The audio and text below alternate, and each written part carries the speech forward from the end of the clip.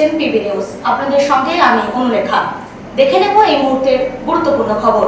কেশপুরে BJP পতাকা ছেঁড়া ও BJP কর্মীকে মারধরের অভিযোগ তৃণমূলের বিরুদ্ধে, থানায় অভিযোগ দায়ের।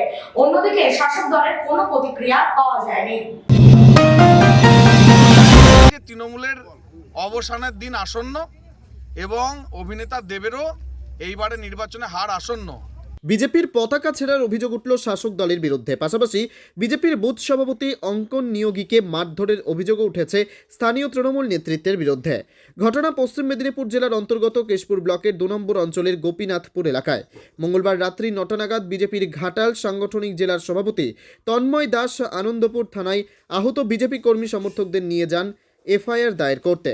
পরে সংবাদ মাধ্যমের মুখোমুখি হয়ে তিনি জানান, কিছুদিন আগে এখানে প্রচারে অভিনেতা দেব এসেছিলেন, তৃণমূলের যিনি এখন সাংসদ, যিনি 10 বছরে তাকে দেখা যায়নি, কিন্তু তিনি কেশপুরে এসে বলে গেছিলেন যে আমি চাই না সন্ত্রাস হোক, কোনো রক্ত ঝরুক, এসব বলে গিয়েছিলেন।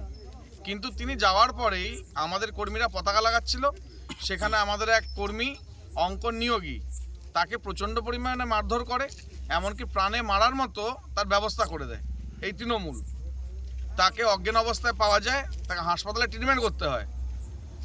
এরপরে আজকে আমাদের কর্মীরা আবার সেই পতাকা লাগাচ্ছিল, সেখানে কুড়ুল নিয়ে কিছুজন তৃণমূলের গুন্ডা তাদের উপরে হামলা চালায়, কিন্তু কোনো কিছু করতে পারেনি। আমাদের কর্মীদের জোশ ছিল, সাহস ছিল, তারা এগিয়ে আসতে ছুটে পালিয়ে যায়, কিন্তু মারার জন্য চক্রান্ত করে।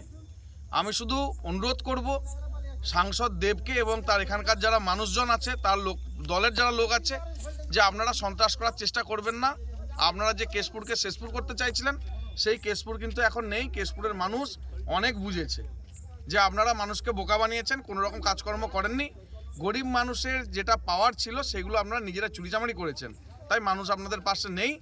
আজকে যখন কুড়ুল নিয়ে হামলা চালাতে যায়, তখন শুধু আমাদের কর্মীরা তাদেরকে খেদায়নি, গ্রামবাসীরা তাদেরকে খেদিয়েছে যে কেশপুরে এরকম গন্ডগোল সন্ত্রাস করা যাবে না। এর থেকে বোঝাই যায় যে তৃণমূলের অবসানের দিন আসন্ন এবং অভিনেতা দেবেরও এইবারে নির্বাচনে হার আসন্ন। আমি সবাইকে অনুরোধ করব আপনাদের সংবাদ মাধ্যমের মাধ্যমেই যে কেশপুরে যদি শান্তি বজায় রাখতে চান, তাহলে ভারতীয় জনতা পার্টির প্রার্থী ডক্টর হিরণময় চট্টোপাধ্যায়কে সবাই ভোট দিয়ে জয়যুক্ত করুন।